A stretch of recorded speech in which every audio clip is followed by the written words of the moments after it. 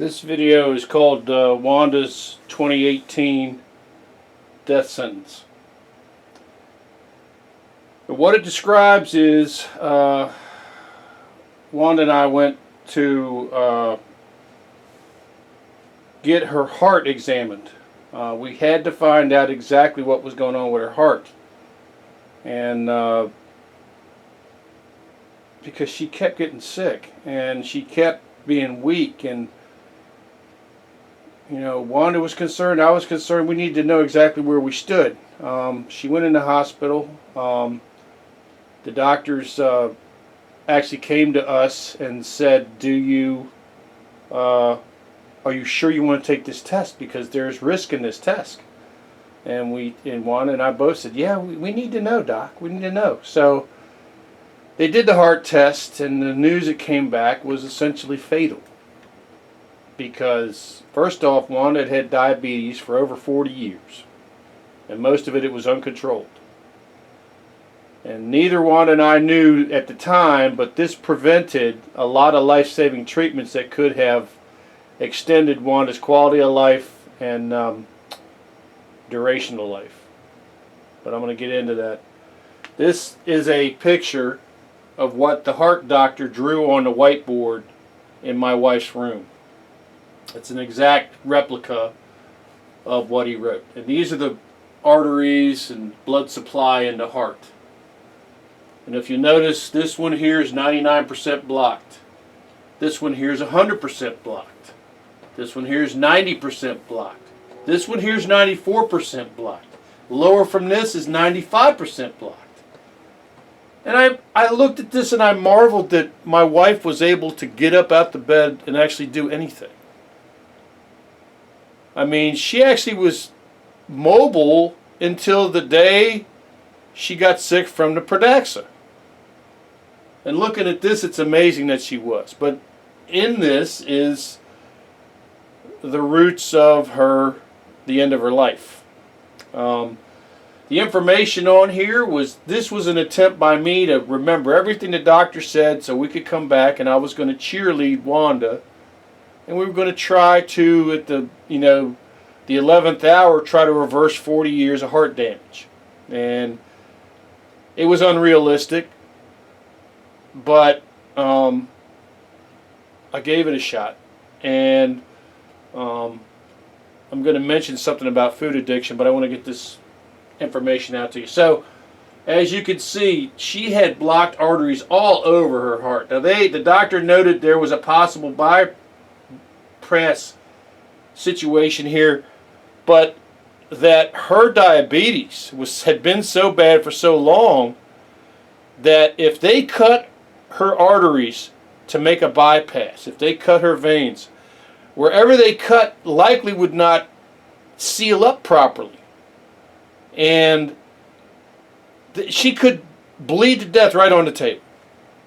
And I mean, Wanda had been getting sick but getting better. Get sick but getting better. And we talked about, looking at it from that standpoint, when a doctor tells you, well, you might get under the knife and never wake up. So we decided not to get bypass surgeries. And I asked him about the angioplasty, where they put a balloon up in your artery and they expand the balloon and it opens up the artery. He says the same thing applies to that, sir. I push the balloon up there, I pump it open, and the arteries are so degraded that they'll actually split along the sides and she'll bleed out. So we're really kind of in a situation here, because anything we do to your wife could kill her. And I'm like going, well, and what he said, that the heart doctors, the Kaiser heart doctors, were very understanding and very honest and truthful. One of them was talking about there is a diet called the Dean Ornish diet. It's Dean, Ornish. And it's a diet that we're familiar with, the fresh vegetables and the fresh fruits and stuff diet, that and getting away from all the animal fats and getting away from anything that's processed. anything, and getting away from as much salt as possible. So we went through this, and she got the bad news, and I got the bad news, and I wrote it all down like this because, like I said, when we come home, I was going to try to help her and cheerlead her into getting healthy. I wrote down on here, I said, Wanda, this is a function of how when she got sick, she would always get a little confused.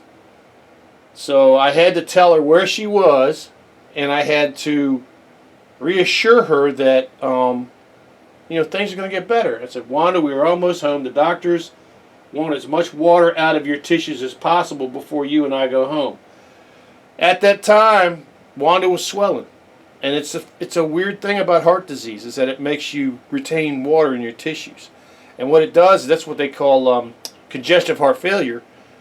It makes your heart work harder and harder and harder. Because what it does is, and you'll see it in people who have swollen legs and people who have, they gain weight. This is another thing about your weight that becomes really important.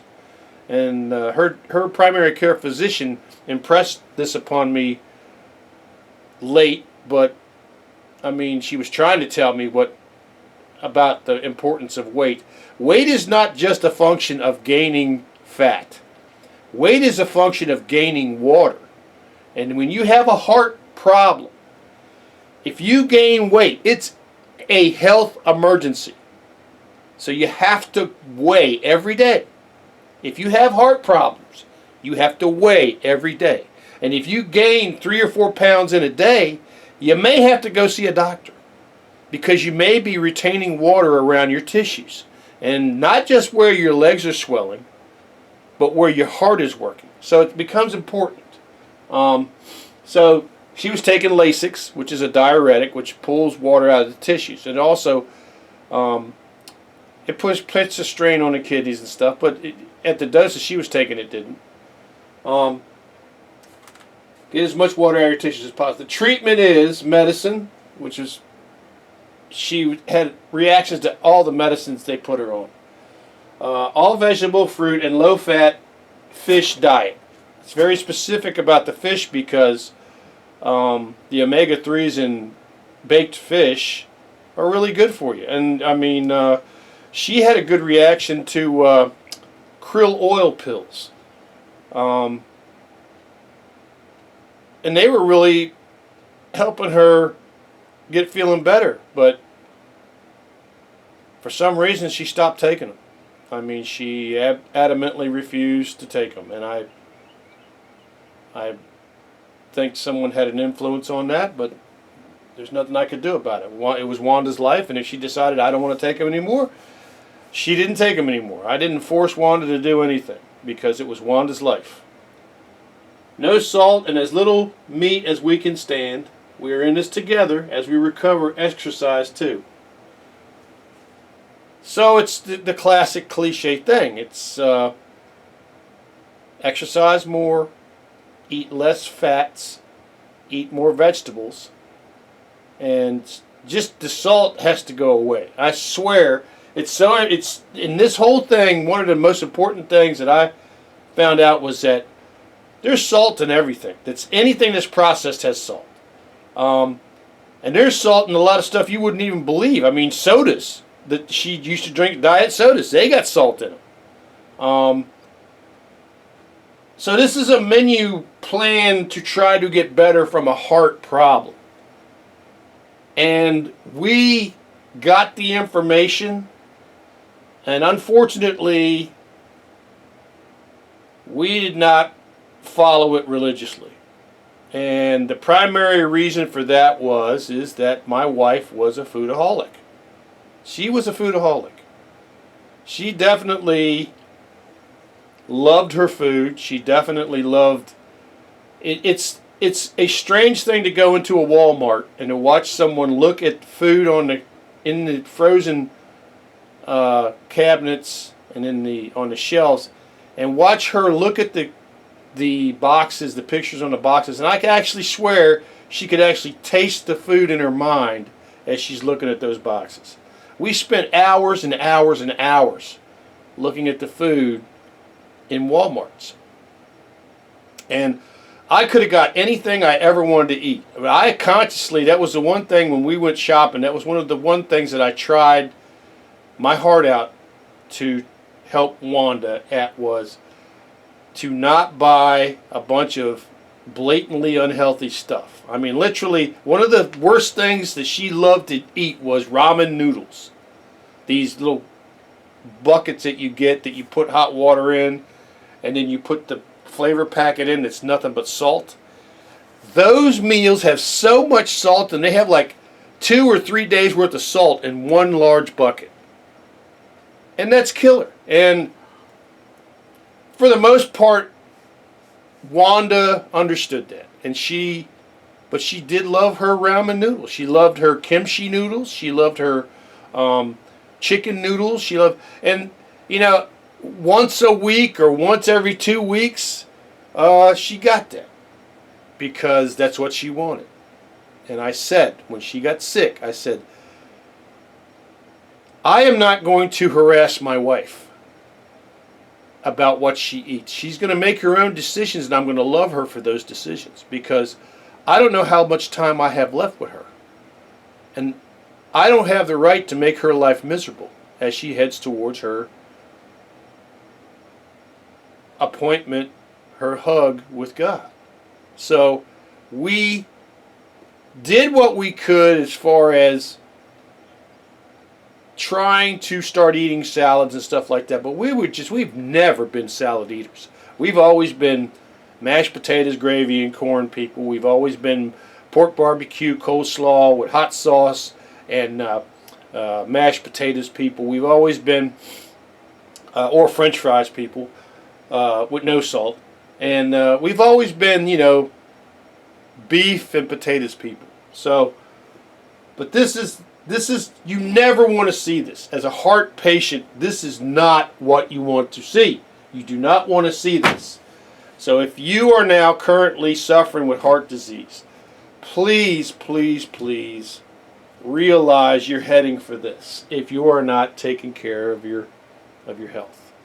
And there's no doctor on the face of the earth that's going to be able to fix this. There isn't.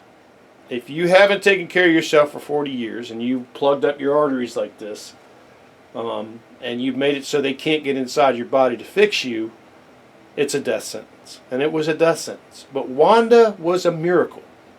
Wanda was a living miracle, because she went pretty much 3.5, 4 more years.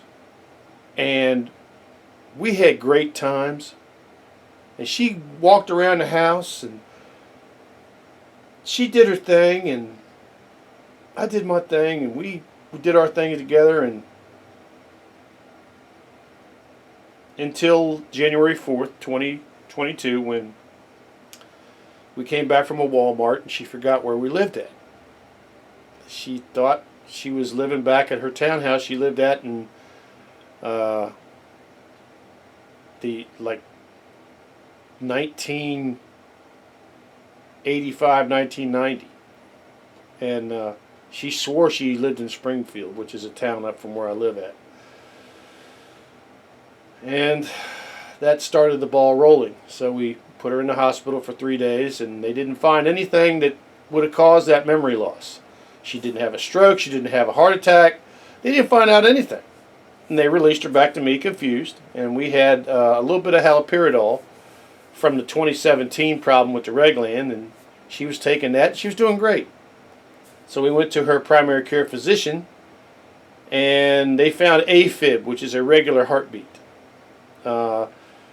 The doctor sent that information up to the Kaiser cardiologist, who sent down a prescription for Pradaxa, which is a standard treatment. And it's 150 milligram pills twice a day. And there's also a lower dose. And I asked about the lower dose because I was always concerned about Wanda taking pills. And they didn't get back to me real quick, and I went online and I searched the Johns Hopkins website and several other medical websites. Now, for something like this, you don't go to a blog. You have to go to genuine medical websites. And all of them said the same thing. If you have AFib, the treatment dose for AFib is 150 milligrams, 2 pills a day. So I said, okay, well, we'll try this, and hopefully, it goes okay. So for 2 days, Wanda's legs did not hurt for the first time in a year and a half. And I'm like, oh, great. And on the 3rd day, she started pooping blood.